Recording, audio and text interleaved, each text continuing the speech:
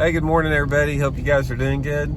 It's Monday morning, heading down to Table Rock Lake right now. I've got a Fish the Moment on the water jerkbait lesson down here, and man, we've had 4 days in a row now. We've had these on the water lessons, and it's been dang cold every day. It's been like in the 20s and 30s and windy, and this morning it's like mid 20s and windy. So I'm getting my fill of cold water fishing this week, but just wanted to do today's YouTube video on the way down to Table Rock this morning on one of my favorite ways to catch winter bass, and that's fishing riprap and causeways. And I want to share with you guys some secrets that I can give you that a lot of people don't know about, really, as far as approaching this type of structure, because a lot of people think that riprap fishing is pretty simple. You just get on a riprap and go down it, but there's a lot of little subtleties about it that I want to share with you guys today. But hey, before we get going, just wanted to remind everybody, this Thursday, Johnny has his virtual seminar on fishthemoment.com. He's going to be talking about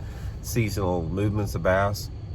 And on the 18th of February, Johnny and I have a spring pre-spawn pattern on our virtual seminar. So you can go on fishthemoment.com, sign up for those. And also, just one other thing, I think I told you guys last week that on my channel, Intuitive Angling, I'm offering merchandise now for sale, t-shirts and hoodies, and you can see them at the bottom of my YouTube channel. It's called Teespring Intuitive Angling t-shirts, and I'll include a link to that, the site you can order them here at the description. So anyway, let's talk about riprap a little bit. I'm sorry about the rough roads, guys. It's a little rough out here right now.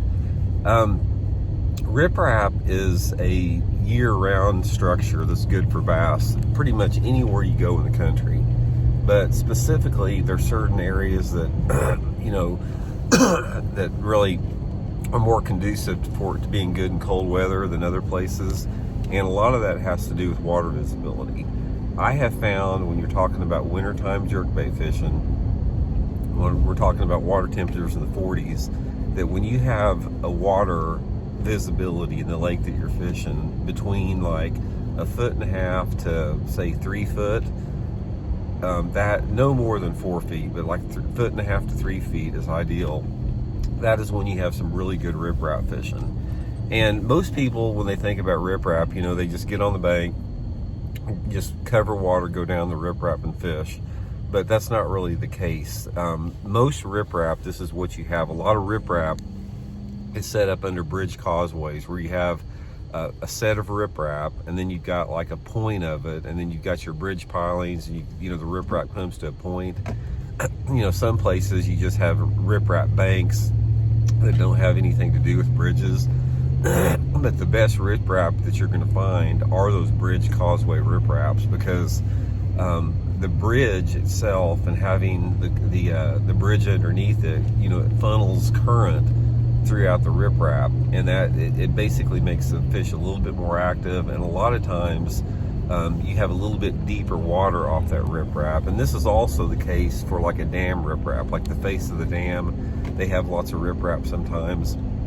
And other ripraps are like, in between boat docks, and those tend to be a little bit shallower. But the best wintertime docks you need to focus on are either like the dam riprap or bridge causeways that have those quicker drops on it. Now, here a little bit more, we'll get into it. Where do you want to fish on this? What are the big secrets that I'm talking about? One of the things I would suggest on riprap fishing that's overlooked a lot is most people, when they fish riprap, I see them, they're fishing the riprap points like underneath the bridge, like where the riprap turns under the bridge. Some people will fish the bridge pilings themselves, but a lot of those people, they concentrate like on the points of the riprap and maybe down, 50 feet or so. And while those can be good areas too, those areas get hammered, absolutely hammered. That's the first place those people go to, and you can catch them there, don't get me wrong, the fish use those things. But the problem with those areas is those fish move through there a lot. It's all about timing. You got to be there at the right time under the right situation. And a lot of times you usually have to, fight a crowd of people once you get there, because, they're just a really popular area. So first tip I want to give you guys is focus more on the straight sections of riprap. The straight sections that, people do fish, but it doesn't get as much, pressure as the points of riprap.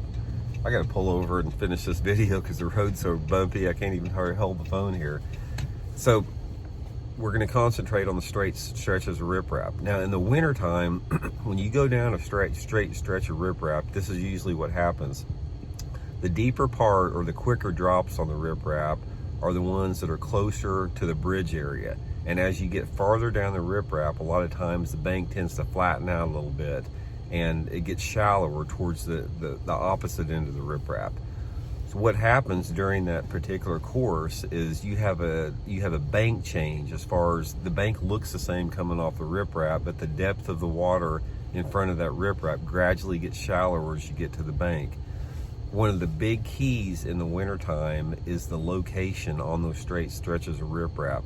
Most of the time it's midway between the bridge itself on the riprap and the bank, about halfway between it.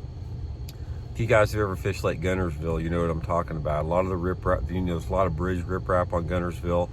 Obviously the bridges are really good there. Those big fish will set up on those pilings and everything, but some of the best success I've had on a lake like Guntersville are halfway down the ripraps, where you have that transition in the depth of the water in front of the riprap. And here's another thing about it. In the wintertime, you can catch fish parallel in riprap like a lot of people do, but a big amount and a big population of the bass on ripraps in the wintertime, I don't care if you're fishing a dam riprap or bridge riprap or whatever, they like to suspend out off the bank. And I'm talking about they're going to be suspending, anywhere between 15 to 30 foot off the bank. And it depends on the depth of the water, how deep those fish will suspend. But in most ripraps, a lot of times you're like in 10 to 20 foot of water when you're 20 foot off the bank there. A lot of those big pre-spawn bass will suspend maybe 5 to 7 foot down over that 15 to 20 foot of water. So what I like to do is, instead of getting tight on the bank sometimes, I'll get further off and I'll parallel that riprap and make my cast like 30 foot off the bank, targeting those suspended fish. I'm using the jerk bait at that time, Alabama rig. If the water's real clear, I'm going with the swim bait, that type of thing. It's particularly effective like this if you don't have a lot of wind. Those fish will tend to suspend out, in those type of areas. No, that's the number one tip I want to give you, and that's a big one. Number two tip is fishing really deep off the riprap. Like I said, most people, when they think about riprap, you see them just getting on the bank and they're throwing to the bank, hitting the rocks and bringing it down the side. Another big tip that I want to give you is every riprap has a point of which the rocks stop. When they built the riprap or whatever, and they've got this heavy, machinery that's dumping these rocks down the side, they roll down the face, and then depending upon how many rocks they put down, eventually those rocks stop. And a lot of times this is at the deepest part of the riprap. Sometimes it can be anywhere between 10 feet. I've seen it down as deep as 25 feet, depending upon where it is. But what you want to do is idle along parallel to the face of the riprap with your electronics and find the depth of which those rocks stop. And like I said, it's usually in 10 to 25 feet of water. And right there at the depth, at the point of which the rocks stop, there's a natural transition area between like the bare bank and the rocks that are down there, and they're isolated and scattered because they've rolled down the side. One of the things I like to do is when I find that edge, whether it be 10 to 25 foot deep, I get my boat and I make parallel casts down that deeper edge on the bottom. And here again, I'm fishing, jigs, football head jigs, big crankbaits. I've done really good slow rolling spinner baits. I almost won a tournament down at Lake Eufaula doing that one time, slow rolling the big spinner bait deep on that transitional edge. But again, in the winter time, that's a deadly technique. Works a little bit better, if you got some type of water clarity, a little bit over 3 feet, that type of thing. So the third thing, there's basically three elements. The third thing is picking apart a riprap extremely slow. Now this would be when the situation is when, you know, the fish are traditionally using that, say that 3 to 6 foot zone of the riprap. And a lot of times you have situations like this, like in late winter, when that water temperature is starting to get up to 50 degrees. A lot of those fish that I'm talking about that are suspended and out deep on the riprap, they start to move up shallower, especially if you've got sun, partly cloudy type deal, some type of a situation to warm the rocks with not much wind. Those fish will begin to start moving up a little shallower. A lot of people, when they fish riprap, they got crankbaits on the mind. They got crankbaits, they got moving baits, they got jerk baits. But one of the best late winter ways you can catch them is fishing like a shaky head, a finesse jig, a jig, creature bait, whatever, directly into the bank. And you don't want, when you're working down the bank like that, you don't want to cast at a 45-degree angle or at any angle. You want to get your boat out probably 30 foot off the bank and make your pitch directly into the bank, into the riprap, to where it's coming straight back to you. You don't want to cast in front of the boat or parallel at all. Straight into the bank, bring it back. And that's causing that bait to just gradually hop back downstairs like that. And this particular tip is all about angle. The way that the person that taught me this, there was an angler named Terry Thomas here that lives in Missouri, and Terry was one of my early mentors in bass fishing, and we fished a lot of buddy tournaments together back when I was a kid. You know, he was probably 10, 15 years older than I am, and he's won everything in Missouri. This guy was like a dominating force for so many years. So when he talked, I listened. And I can't remember how many times we'd be fishing rocky riprap banks or rock banks like ever, and I'd want to pitch my jig like up in front of the boat a little bit, and he goes, stop. He goes, Randy, I'll tell you right now, stop that. He goes, you have got to make your pitch right into the bank. He goes, we'll get to those fish right up there. The ones that you're pitching in front of the boat, we'll get to those fish. Let's focus on these fish that we have right in front of us right now. And he would force me to pitch that jig straight in front of the bank, straight into the bank from the boat, not up in front of the boat.